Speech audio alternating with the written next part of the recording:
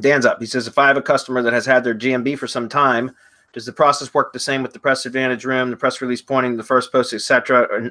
Is the process to rank GMB as effective as on a GMB that has been around for a while? Yeah, it's typically more effective that way.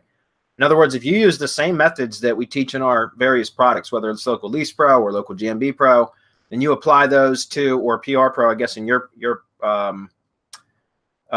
case, Dan, because that's what it sounds like you're talking about.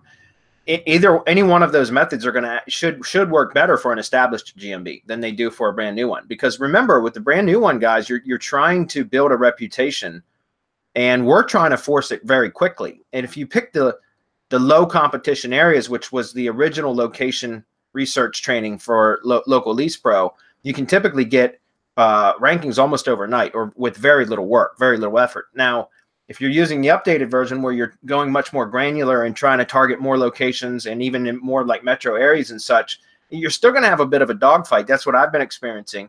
And it takes time because, and here's the thing, when you're looking at like location research and you're looking at, even if you see opportunity because there's locations that don't have the same, they're not in the same zip code area that you're searching and that kind of stuff, you'll see that a lot of times, especially in metro areas, the API, the top 10 results that it pulls in are pulling in maybe locations or GMBs that are outside of that specific location, but it's pulling them in because they're very relevant. They'll have big authority signals, such as lots of reviews, lots of images, website citations, age is a factor. So you have to take all of that into account. So even if you target your location placement perfectly, you still have to compete with other entities out there, essentially companies or brands, locations that have built authority, and that's why Google's pulling them in as being the most relevant.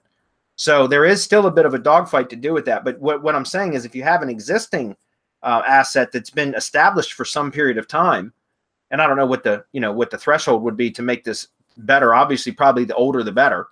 But if you apply those same kind of methods, you're typically going to get better results than with a brand new listing. Okay, that was another good question.